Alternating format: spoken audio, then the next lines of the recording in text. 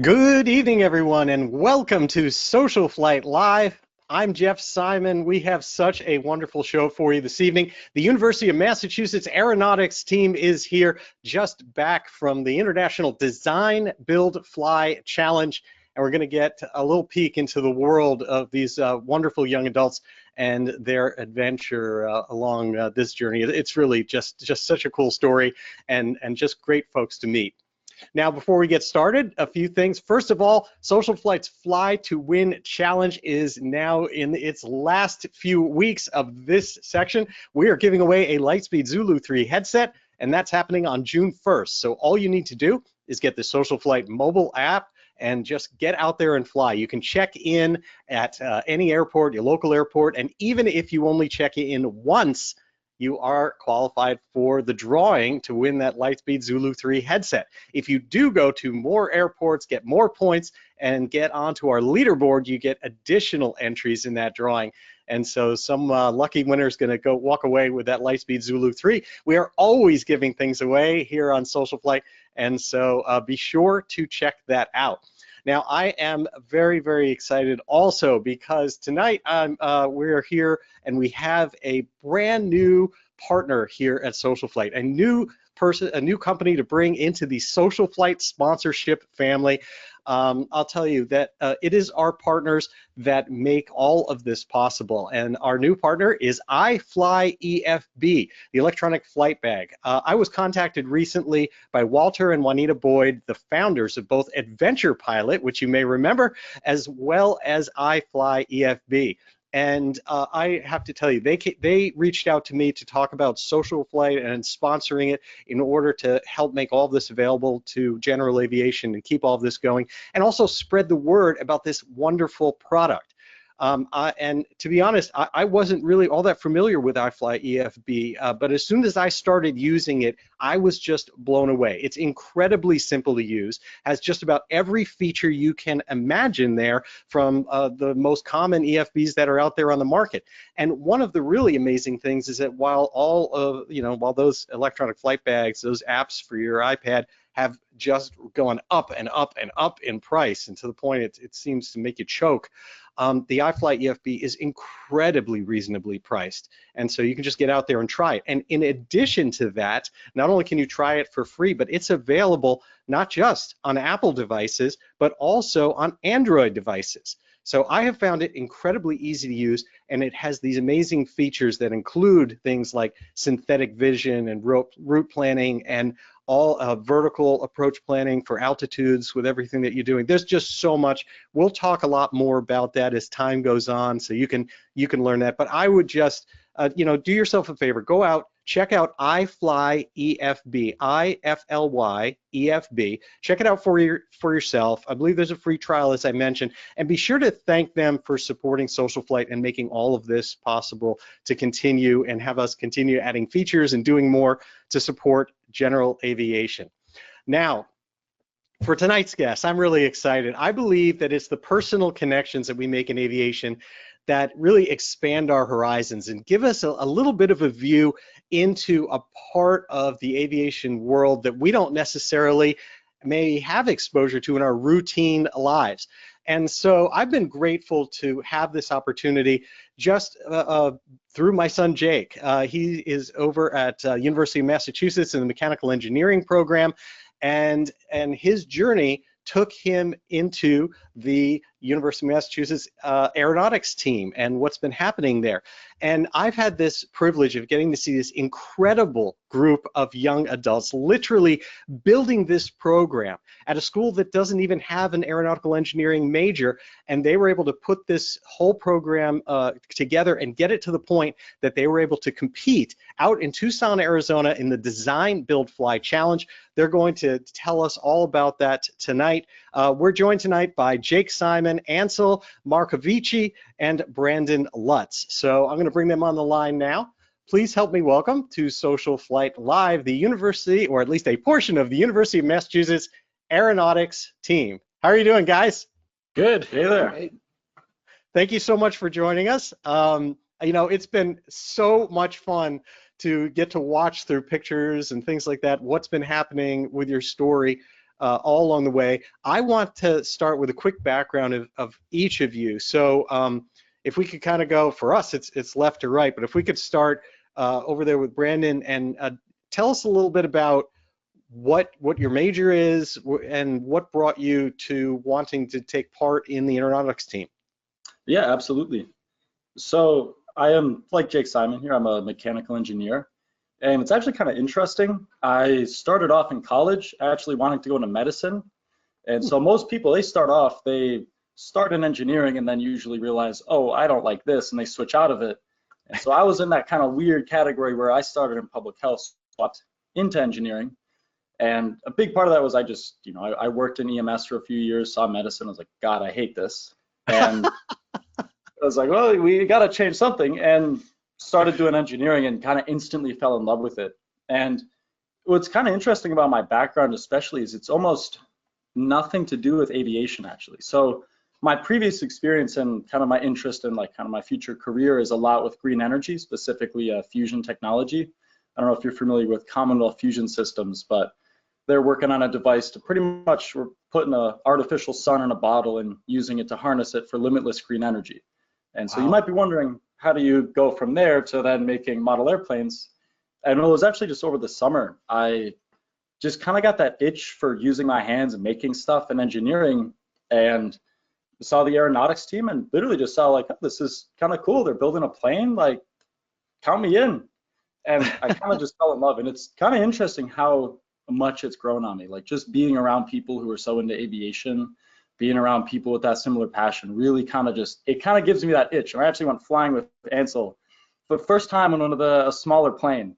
Learned a lot. For one, I get sky sick. We figured that out, but it's surprising that I just like, even though I like was wobbling out of the plane, I was itching to kind of go back, and I was like, oh, this is really cool. So that's wonderful. Jake, a little bit about your background for those that haven't already seen enough of you on YouTube. So yeah, I'm a sophomore mechanical engineer or mechanical engineering student at UMass. My whole background being your son has just been, everything aviation, growing up in the back of the Grumman Traveler, and and you got your mechanics license, and I just remember standing by the side of the plane holding wrenches and holding tools while you were working on the plane, and that slowly turned into ended up getting my pilot's license. So I got my I remember getting my permit for driving, and the first time I drove on a road, I drove to the airport to do my solo flight. So I did that on my 16th birthday, which was fun. And then it kind of rolled into when COVID happened. I had a lot more free time, and we were working on the T-51 Mustang, which is behind you, and started, not only just that I had the time, but I got the itch that I wanted to do more than just fly, and I wanted to work on them and know how all the systems work and how you build them and how you maintain them. So then ended up kind of accumulating all the hours into a spreadsheet and figuring out, what else I needed to kind of accomplish to get it. Went to a few other mechanics and then got my A&P license. And then that kind of grew into going to UMass. When I was here, I really wanted to get the hands-on experience because in classes you learn this, a lot of the concepts, and but you really don't get the hands-on experience until you get a little bit later on, maybe the end of your sophomore year, start of your junior year. So a competition team is the way to, as a freshman and a sophomore, jump right into the hands-on where you're using what you're learning in classes to start, kind of building something in the real world. So like that's where the aeronautics team came about.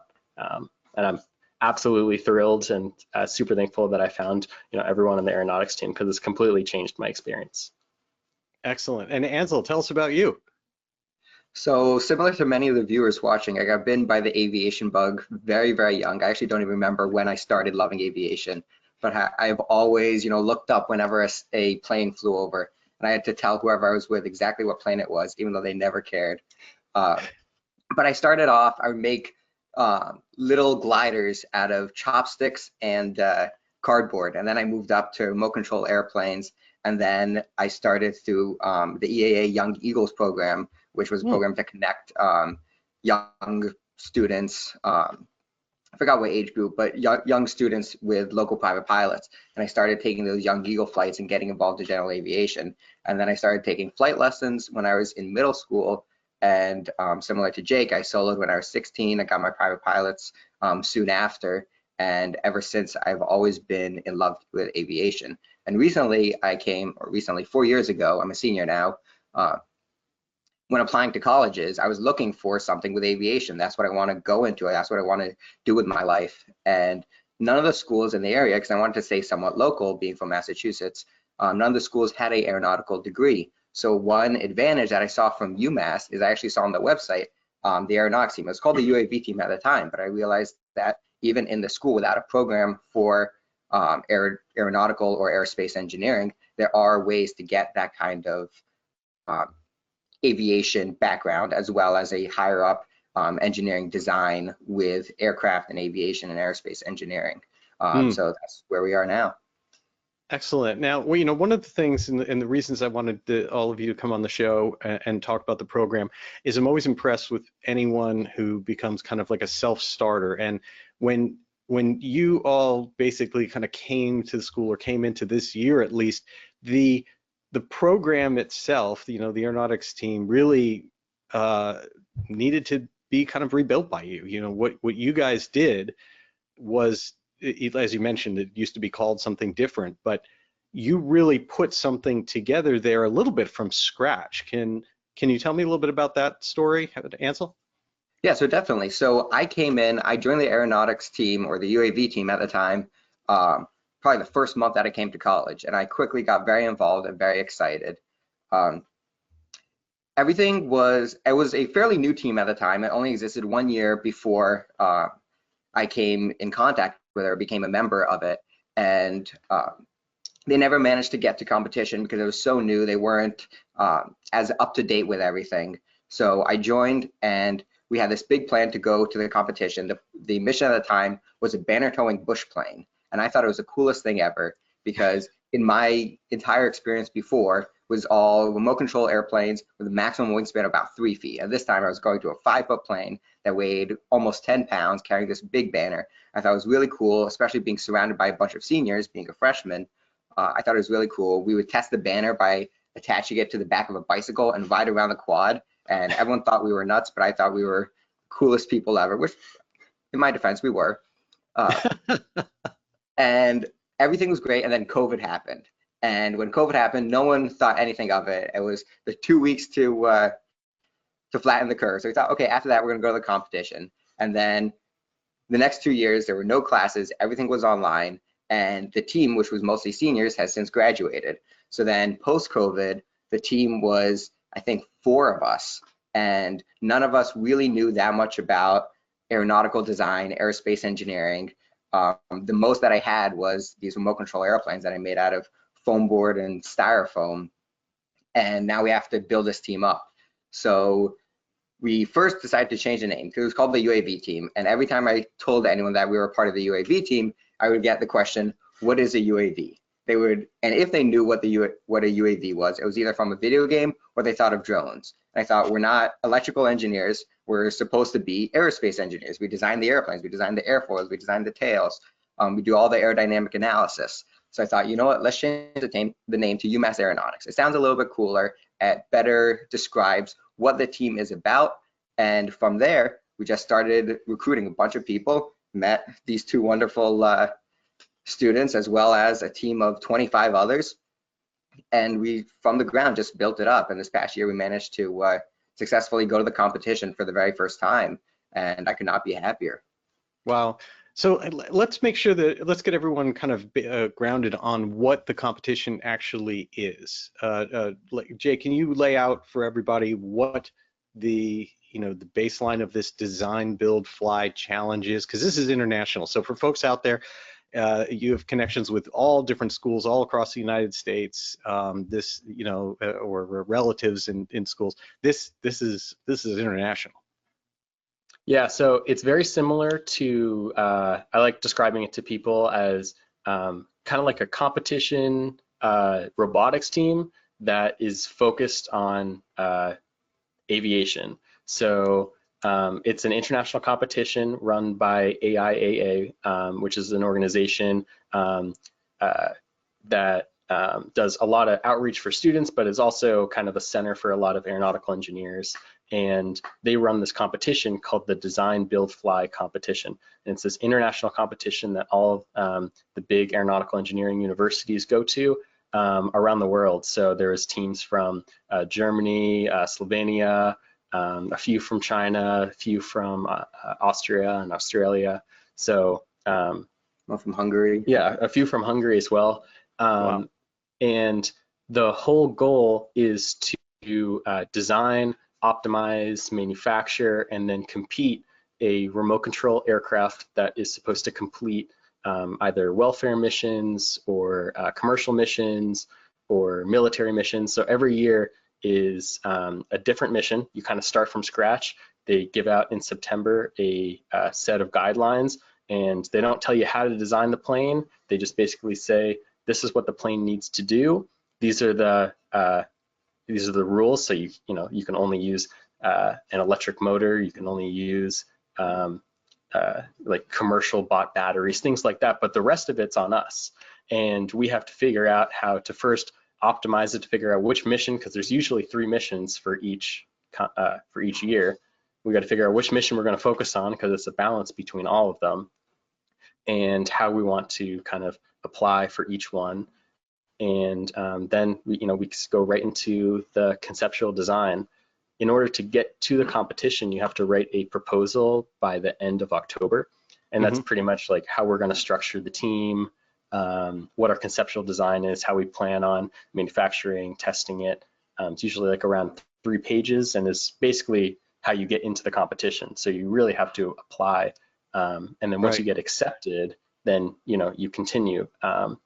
And from the beginning of November all the way through the end of February, we're designing the plane, making CAD models on XFL R5 and ANSYS, doing a bunch of analysis, doing test flights, building the first plane, crashing a lot, and then we write a big 60-page report at the very end, which is kind of part of the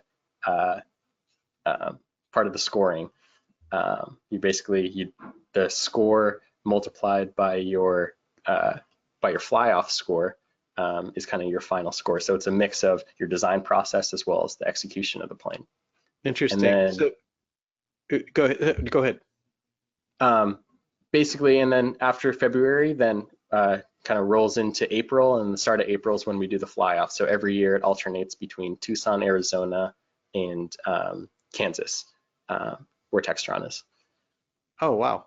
And so I didn't realize there's 3 separate missions, and so it sounds like they're teaching you both kind of how to write a proposal, but also how to figure out making trade-offs to decide how you're going to manage 3 separate things. Brandon, can you talk a little bit about those 3 areas and kind of how you balance things like that? Yeah, and it's actually really interesting. Like kind of a cool kind of case study of this was actually the first place team this year. They were the school from Germany, and one of the missions we had this year. So it started off, our first mission was on the ground, and we pretty much had to put the plane held up by the 2 wings and to see how much weight could rest on top of the plane to maximize pretty much a test of like the structural integrity of the plane. And then we had another mission where we had to carry a payload. And then the other mission was a picture I can show about that. Oh yeah. Is that what you're talking about there? Yeah, that's exactly it. So you can see it's just held up by just at the tips of the wings. And in the way we thought about it is we actually really focused in on the 2 other missions. So that was attaching the antenna to the wing and carrying the payload in the design. And what was really interesting actually is this other team completely looked at it like they weren't even outside of the box. They were about a mile down the road from the box. Like the way they approached it, they actually preloaded the wings. So like if you actually have seen like a semi truck on the highway, how those beds are curved up like that, it's kind of pre-loaded in tension, so that it was almost like a bridge. So they held just a ludicrous amount of weight on their design. Like what was the exact number? It was like hundreds of pounds. It was like 758 pounds the first time, and they might have got close to 1,000 the second time. This like this dinky little carbon fiber, like 20-pound airplane, and you see a picture of it. It looks like a power lifter's just going and stacking his weights on top of it as like the rest of the So, and I wonder how they even had the setup that could handle that much weight. Oh my God, I know. I almost feel like the competition, like they were looking at it too, right? They were like, Jesus Christ, like what are these kids doing? But I mean, it's really cool to see how like they really focused on that. And that was a big learning opportunity for us. And that's kind of what led us into kind of like to increase communications with other teams. Because oftentimes, like just even being at the competition, talking to these other teams, you learn so much about, they might have thought of something that we just didn't even think about. And so like a big thing we're excited for is we're having some partnerships coming up with some of these other schools to kind of meet earlier on and kind of tangentially design along with them and just kind of share some ideas, be like, hey, how are you guys approaching this? And hopefully we'll learn a bit from them and be able to actually just, everybody benefits from it and just get a higher score in future competitions. So what were some of the other things, Brandon, that you had to focus on other than just kind of like essentially building a flying bridge? Oh yeah. So the other mission was the carrying the payload. And so this was the score of like to simulate an electronics payload. And so we needed, it was pretty much scored based on how many laps you can do by just carrying this payload. And for us, like our big goal, us being the first time we were actually at the competition, we were looking to get, I think it was like, we were looking for top 25 and very excited to actually hit that benchmark this year for the first time ever there. But yeah, we need to spill the beans to everybody that after never competing in this competition, not having an aeronautics major program there, all this stuff, where did you tell us where you guys came in? Yeah, so out of all the schools, the competition, we got 24th out of 99 teams, and we were actually, of the schools without an aeronautics program, we actually got the first place out of any of the schools without an actual aeronautics program, which I was really excited for, because I mean, like that team I was talking about before from Germany, like we're talking to them and they're telling us about their $200,000 budget. Or there's the craziest story was when I get a call from Jake and he's like, you're not gonna believe this, like this other team, because like I was talking about the second mission was carrying an optimized payload. So the heavier the weight, the better your score. And this school was like, okay, lead isn't heavy enough, so we need to go heavier, because you have to, it has to be a specific dimension of 6 inches by 4 inches by 4 inches. So they just straight-faced went to their department and was like, so we're gonna need a 6 inch by 4 inch by 4 inch block of solid gold. And we're just hearing this and we're like, that's just wild to us. It got denied. They didn't actually come with a block of gold. We were trying to figure out how much that cost. Like, how much is that worth? Yeah, they didn't do that. but yeah, people take it to a pretty far extreme. But it was really cool at the competition seeing how different teams approached the same competition. For example, for us, we really focused on the handling qualities of the plane. This being our first plane, wanting to make sure that the plane was just going to fly consistently, because consistency is really what's going to kind of get you the highest score in the very end. But what was very interesting is we talked about the team from Germany, where they basically built a bridge, but the biggest thing is, instead of designing the plane to be as strong as possible, they completely flipped their thinking and said, well, let's build the structure that's holding the plane up, and that's what's going to carry all the weight. So put the plane in a preload, building a structure that can really handle the plane. Basically, it's not just the center section of the plane where the weight is on that's carrying all the load. It's really the device that's holding it. And it's a completely different way of thinking. Instead of thinking about the plane, you're now thinking about the mission, which is pretty cool. So we'll use a lot of aspects of that for next year. That's fascinating. Wow. And the other thing, when you talk about funding, so how do teams normally get their funding, and how did you manage to kind of even get started in that regard? So all the teams get their funding through a varying degrees of methods. What we did is we had a mixture of both private partnerships as well as private donors, and a little bit from the school. As we are a fairly new team, we don't have any of these big corporate sponsors that can give us, easily values in the 5, sometimes 6 figures, as those very, very high scoring teams have. But most, basically up to now, all of our funding has been privately funded ourselves, and we are slowly getting bigger, and we're slowly getting more into the engineering and aviation world to get more of our funding from partnerships as well as private donors. I mean, put this in perspective. You mentioned like one team having like basically $200,000 budget. Yeah. If I understand it correctly, this was the first year that you received any funding from the school. Yeah. And your total budget's in the like pretty small numbers. What kind of budget were you guys are you guys looking at? Our budget was about $10,000, and about $9,000 was just to travel. The number one team the team that won the competition this past season, it cost them $6,000 just to ship their plane. So just the shipping of their team was 6 times the price of just our plane.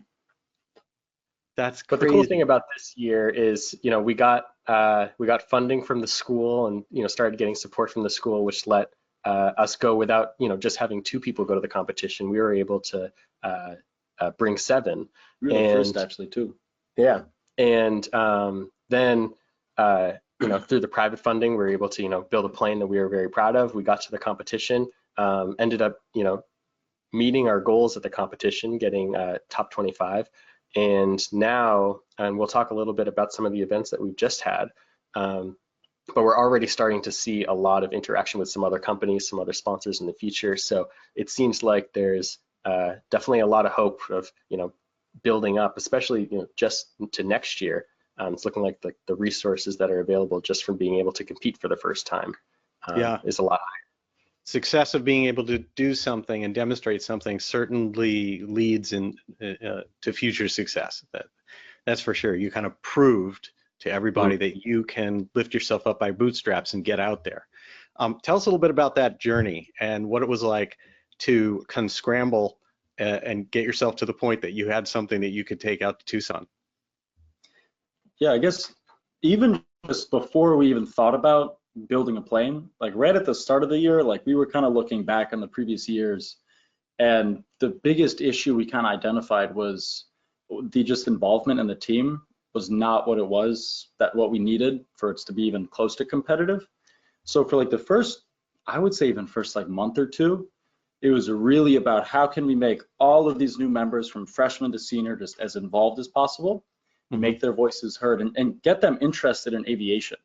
And so just brainstorming collectively as a team, making sure we're really incorporating people into the design.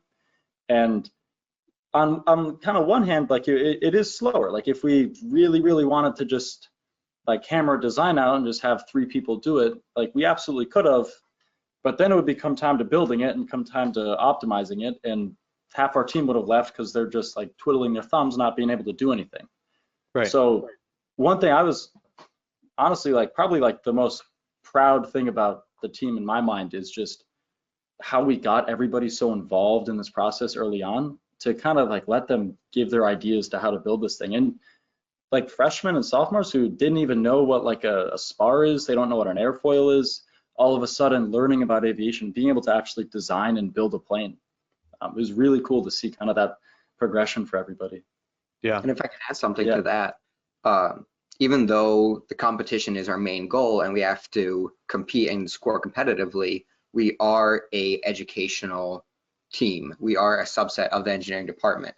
And a beauty of this year is we had these people come in start of September, beginning of October, and again, they don't know what a spar is, they don't know what an airfoil is, they don't know how to design an airplane, let alone how a plane flies. And I always say it's like learning through a fire hose. Or like drinking from a fire hose. We have to do something very quickly, and it's like this backwards kind of engineering, how we have to build an airplane and these people are still in physics 2 learning what forces are. So not only is this a very accelerated educational pace, it gives a big leap above the other students that the people on the team have when they already know what this is, they know what that is, they understand fluid dynamics and structures and materials, manufacturing methods. And these are classes that are senior level, a lot of times grad school level classes. And you see by the time a lot of the members are seniors, they end up getting jobs in the aerospace industry with a mechanical engineering degree. We've had past members who have done crazy things. Some of the past members have gone to work for like Opener Aero Blackfly. They make a this weird like flying vehicle.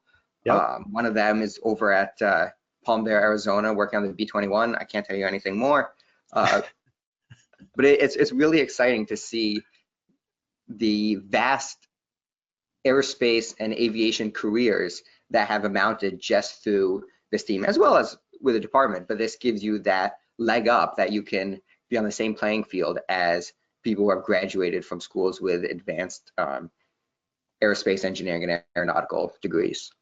I think that's I was gonna say it's a big thing that I think helped us also just from especially the beginning when we didn't even really have any ground to stand on to even go to the department. We had to really rely on our own members to be like, hey, like go out to your family, your friends, literally just going door to door and just having a team that was actually interested in the success of the team because they are also passionate about it was huge in getting us that kind of first leg up with just that initial fundraising blast that kind of propelled us into that kind of next stage to where we could take this to the department, ask the department for money, and where some bigger donors were actually able to look at us and say, yeah, you know, y'all aren't just kind of just like scrambling around, just getting distracted in a random room over there. You're actually making what looks like a very competitive product here. And they were willing to very thankfully give us a substantial donation.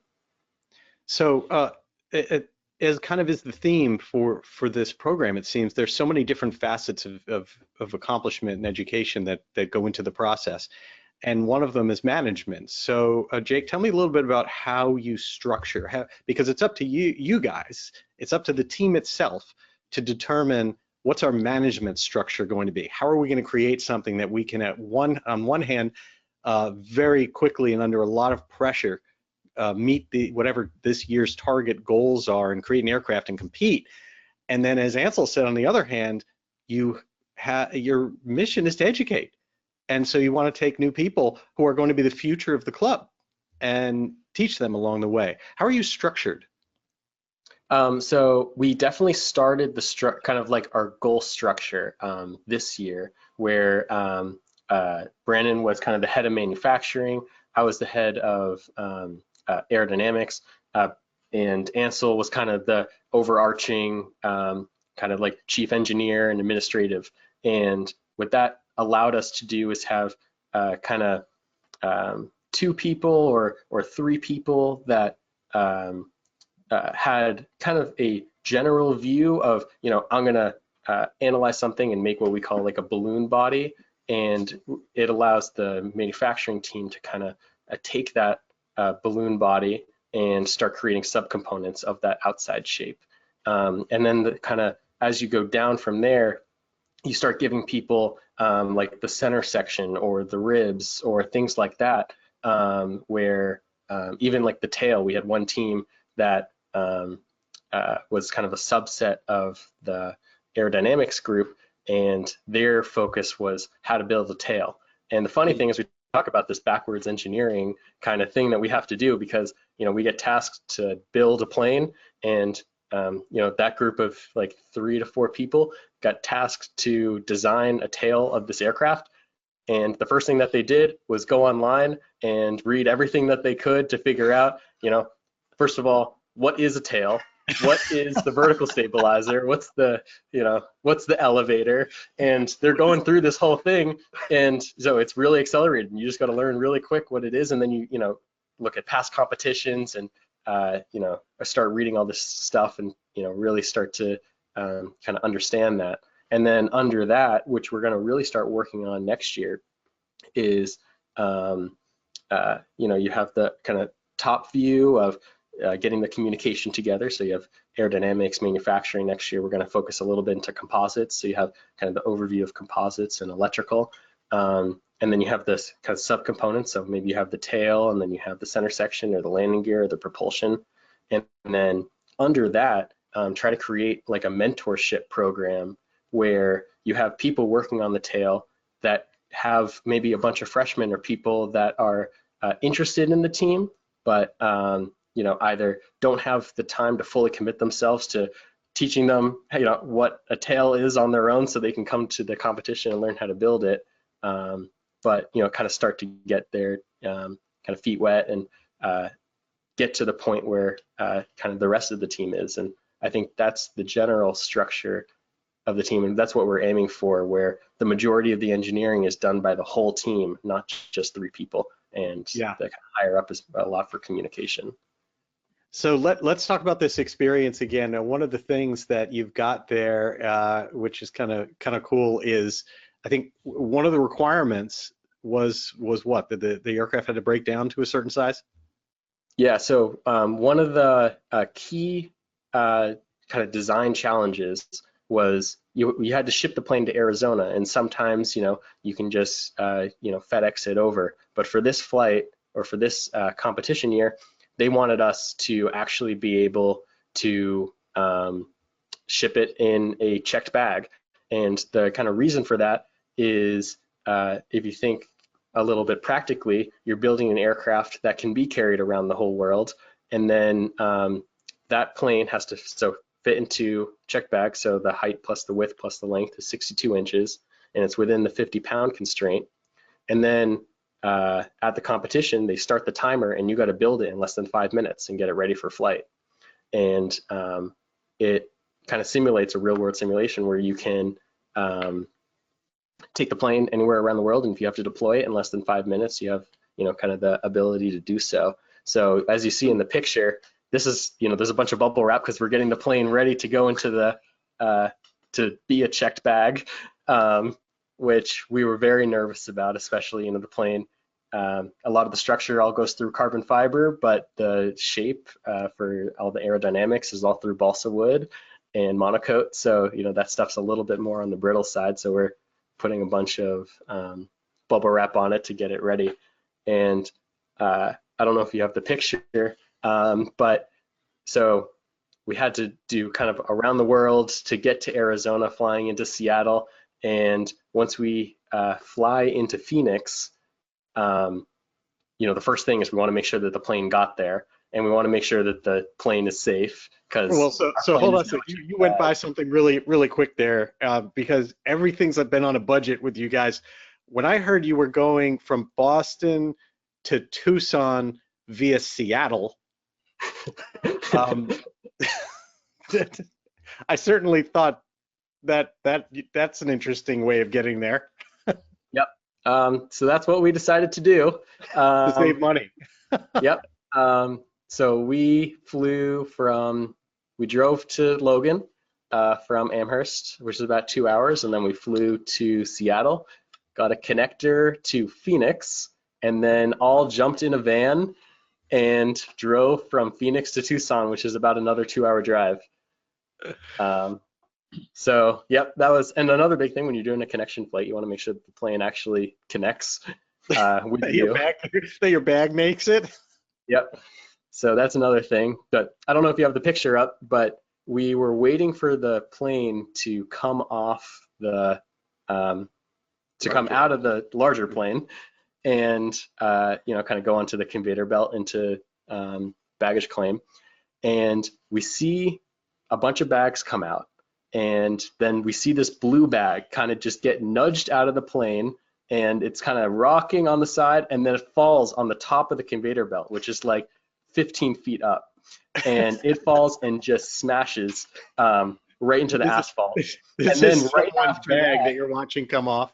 Yeah, and right after that, we see our black box start to creep out of the plane, and we're just standing there on the window, like trying to make sure that, you know, all our fragile stickers get noticed.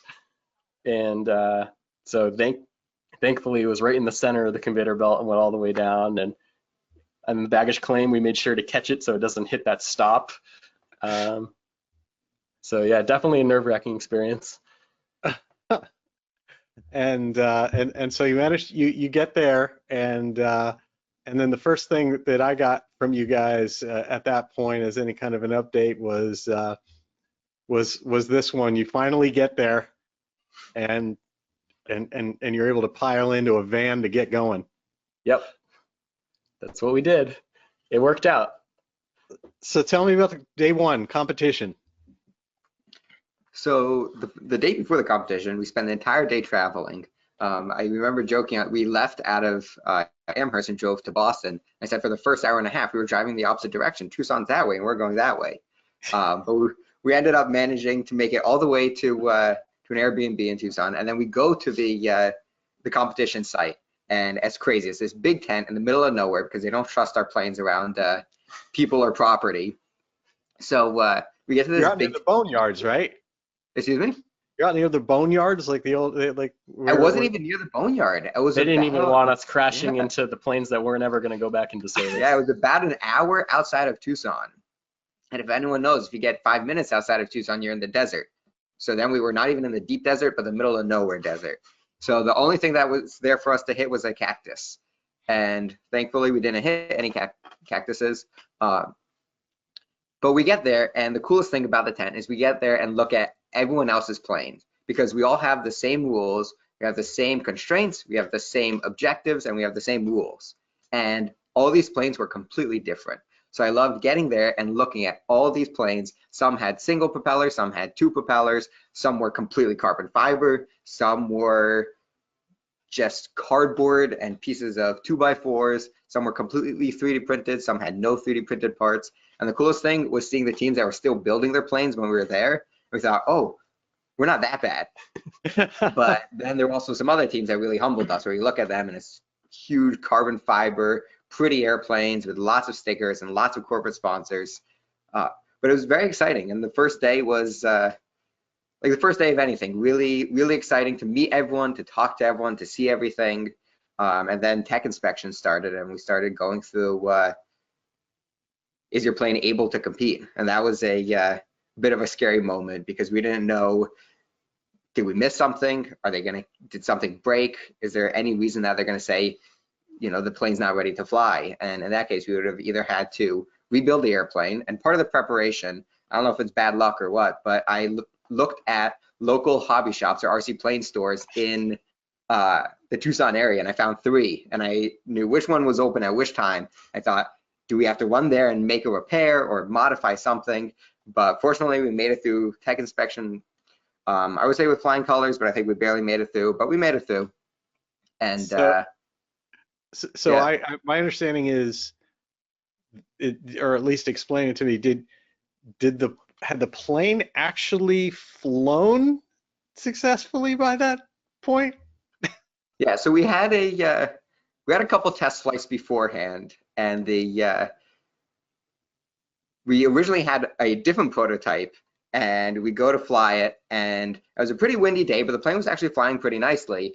And then the plane kept on losing pitch control. It kept on doing these nosedives, and we thought, did we do our calculations wrong? Did we miss something? And our pilot, Jimmy, said, I'm losing elevator authority. I can't feel the elevator at times. That's why it's pitching up and down so much.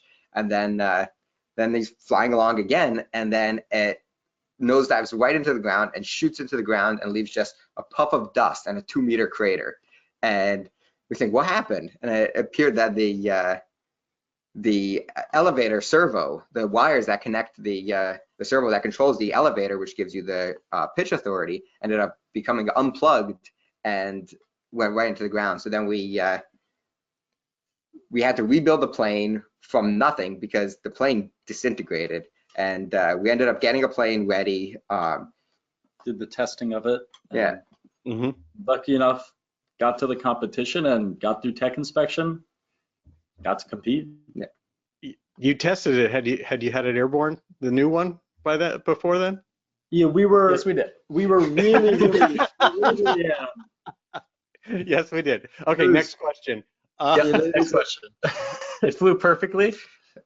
Yeah, we tried to keep that as short and sweet as possible, that first test flight, because we were like, at this point, it was like a few days before the competition. We were like, if this thing, are keeping our fingers crossed, if this thing falls out of the sky a second time, like, we're doomed, like, that's it. And thankfully, we had a working plane, passed our inspections, and lucky enough to get through all the competitions. So tell us about what we're looking at here. So that is kind of at the end of the tech inspection, where they go through the whole plane, make sure you're following the rules, and then you do a bunch of different tests for making sure you can get to rated power, making sure that the receiver is kind of always talking to the transmitter. It has to have a fail-safe, so in case the transmitter loses connection with the plane, it doesn't just keep flying into someone's house that's 200 miles away or whatever. But it has to go full right aileron, full right rudder, and up elevator and cut the power and basically put itself into the ground just for safety and everything like that. Right. So that's what we're doing right now. And what we didn't realize in this test that we started to figure out through this whole competition is the heat of Arizona. We did all the calculations for strength, especially aerodynamics, but really making sure that the whole plane is sound. And we get to the competition and it's in this whole new environment. And it was probably in the mid to high 80s when we were at the competition, but the sun was, the UV index was so high and we were on the tarmac for so long that the temperature between the tarmac and the plane must have gotten to crazy temperatures. I mean, it was melting some of these 3D printed components, and for that to happen, it needs to reach like about 200 Fahrenheit. And so like Jake told me this at first, he was like, "You're not gonna believe this, but our landing gear literally just fell off because it like melted and just fell out." And I was like, there's no way, like it has to be something else. There's no way it got to like 200 Fahrenheit, but it was literally hot enough to just melt the plastic. Wow. And I'd also imagine that it's got to be, what I'd worry about if I were in that is of course, a crash or a problem right there. Was it heartbreaking to see? Did teams have problems with that? Yeah, a lot of teams, especially the ones that you expect to be really, really good. Ultimately, some of them did crash, but the really cool part was after every single crash, they gathered the plane and immediately started rebuilding. And a lot of those teams actually were able to compete again, kind of in the later rounds, and got to kind of restart their missions. It was cool that there was a bunch of teams that had very fragile airframes and had catastrophic crashes, and the next day the plane is perfect, like nothing ever happened. And my question is, did they get any sleep last night, or how much energy drinks did they have? But it was really cool to see that energy and go-get-it spirit to know that, like, even though we had this catastrophic failure, we're going to rebuild this plane in a couple hours. And that's one of the real beauties of the team and the competition spirit. Tell me about the flight. The actual flying that you did then. How'd the actual flight and the competition go? Yeah, so the first flight was a little bit on the sketchy side because we ended up using the same motor as the crashed plane's motor for some random reason.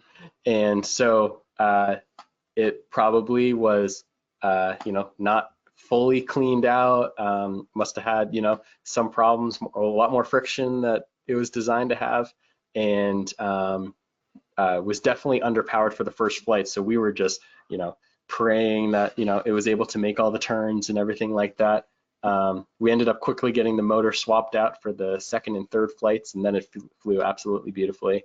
I remember you showed me that video, and you literally see the plane and it's going, and then it just like starts nosediving, and our pilot Jimmy literally saves it. Like it's like you hear the whole audience go like, ugh. And it just like he saves it the last minute. It's like it's literally like 10 feet from the ground. It just pulls up, and there's just this like collective like, thank God. Everyone starts clapping, and this was very similar for a lot of the you see a plane almost go down, and then the plane, the pilot fixes it, and everyone starts clapping and stuff like that. Meanwhile, our hearts stop. And then they start up again. It's like, oh. And then the cool part about the competition, so we talked about like the high heats, And at the very end, we were sitting on the tarmac for 20 minutes, and we started, noticing the landing gear start to, slowly come out because the heat set inserts and the epoxy start to kind of degrade. And you kind of get, when you're a part of one of these teams, we try to do as the best we can and think of everything. But going into next year, we thought a lot about the design and a lot about how the plane would work and everything, but we didn't think enough about the environment. And where next year we're not only going to think about how the plane is designed and how it'll fly, but how are all the components and all the all the ways that everything is secured and held together going to react to higher temperatures or colder temperatures or higher wind or anything like that. So like going in one of these teams, even the freshmen that were there got to immediately see like, oh, we got to start designing for the environment as well. And it's a really cool experience to do that, because it's something they may teach in classes, but maybe it gets overlooked, or it's just a small topic. I've yet to hear about it. Yeah, so it's cool where you kind of get a lot of the different kind of engineering aspects. That absolutely. I want to also just give a quick shout out to everyone who was able to make the trip out of that you were able to afford to bring out there. If you want to take us through who's in the picture here. Sure. So I can start off from my left to right. So we have Jordan on the left, then we have me, then we have Lithra, then Nate, then Jimmy, who's our pilot, and Jake, and Buwan. And everyone there is a freshman and a sophomore except for me. So it's really cool that those 2 years of students will be able to compete on this team for the next 3 or 4 years. And having the chance to go out to the competition and see what are the things we did well and what are the things that we could have done better and what are the things that we just did plan out incorrectly, things to fix and things to think about for the next many years to come. And I do like the idea of, in the future, keeping a bunch of underclassmen going to the competition and not just being seniors who end up graduating. They have a chance to really have some time to think about it, have this like iterative design process to see what do we do well, what do we do incorrectly, and how to score very well and very competitively in the upcoming years. That's great. The other thing that I like and I want to point out is that you guys have been involved in a fair amount of kind of community outreach here, and as part of raising money for the team, you had a fly-in recently that I was fortunate to go to. It was a lot of fun over at the Northampton Airport. Jake, tell us a little bit about the fly-in and what the plan was there.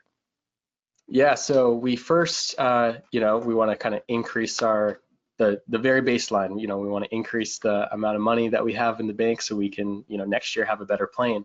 But the next thing was, what if we could merge something like that, but really start getting into the community and finding people with either expertise or people that are willing to kind of help out the team.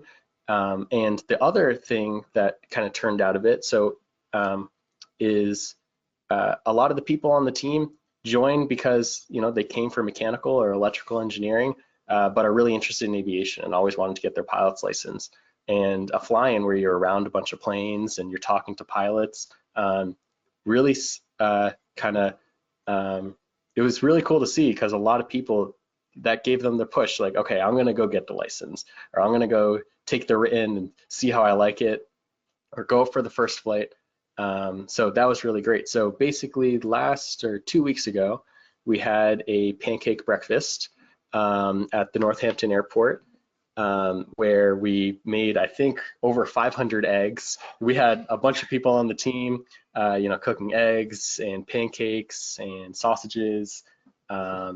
So that was super fun. We had a huge turnout. We ended up feeding a little over 125 people, and had somewhere in between 20 and 30 planes fly in from kind of various places around New England, which was really cool to see. And even the cooler thing with that is a lot of the people on the team were walking around the airport and talking to flight instructors, and we got to go out for a few flights, and so that was really great. And we're starting to see, we already have 2 people on the team that are going to start their, so that's a picture. We were going out for a flight right after the competition, and we're already seeing 2 people are committed to getting their written sign-offs. They're going to go through the ground school and take the written test, and it seems like the increase in resources, we have a few people on the team that have their license, but a lot of people, they may have the resources, but they don't know where to go and they don't know the steps, and having people at the airport to talk to and going up for their first flight and walking around seeing the planes seems to be like really great to not only like increase their interest in the team, but get into general aviation or go become a pilot or something like that. And this is, I love this. This is obviously the team, or most, or a good chunk of it there, and the folks that we were able to take up flying on that day. So tell us where folks can go and learn about it, what online on the website, et cetera, and maybe even donate to help you guys go. Yeah, so we have a new website up. If you go to the UMass Amherst engineering site, you'll see the design build or the design build teams section right on the website. And we made sure that we took out the UMass of UMass Aeronautics and put ourselves first on the alphabetical list. So we're right at the very top. And if you click, that's how you get right to the website. So it should be blogs.umass.edu/aeronautics, but you can get there right through the site. You can see a little bit about the teams. We have all of our bios. We have a description of each mission and how we did, and videos if you want to see just kind of like a sneak peek into every mission in Arizona. And then we also have a donate page as well. So there's something kind of a school-wide, very similar to a GoFundMe. It's called a Minute Fund, and the link is right through there. So if you go onto the UMass engineering site and to the teams page, you'll see us right there. And we'd not only love the support, but if you want to reach out to us, I think the email is umassuav@gmail.com. And if you just want to get talking with the team or talk about aviation or anything like that, we'd be more than happy to talk. Excellent. Well, thank you guys so much. Jake, Ansel, Brandon, thanks for taking time this evening to join us and help spread the word. Obviously, to everyone out there, there's programs at so many universities all across the country that take part in this, and so it's just a great opportunity to get a view into this and to help drive support for every school's program, for their aeronautics team and their ability to compete in the International Design Build Fly competition. So thanks so much, guys, for joining us here on Social Flight Live tonight. Thank you for having us. Thank you. Absolutely. Have a wonderful night. You too. You too. Take care, guys. And thank you to all of you for joining us again here on Social Flight Live. I'd like to do another quick shout out again also to iFly EFB. As you can see here, go check it out, their website, and we're so grateful for them for supporting Social Flight, continuing that. It really is a very, very cool product and extremely economical. So go and please go check that out at iflyefb.com. Now, next week, we will be back on Tuesday, May 23rd with Ricardo and Anata Leon from Level Aviation. If you have ever come across Level Aviation's products, they make so many different things, but one of them is like the bomb, it's called, which looks like a little bomb that hangs off aircraft, especially for aircraft that don't have electrical systems, and adds ADS-B and things for that. They make different types of autopilots, a lot of technology, but it's really a family business and a remarkable story of really creating this family business for aviation. And they do many other things, of course, in electrical and mechanical engineering as well. So be sure to join us for that show. They've really got a great story. We're then off for May 30th, away flying, and we'll be back on Tuesday, June 6th with Dan Greider. He's going to talk about AQB and lessons AQP, excuse me, and lessons for safety. So be sure to check that out. It's really going to be an extremely informative and educational show with Dan Grider here on Social Flight Live. Until next time, I'm Jeff Simon for Social Flight. Blue skies.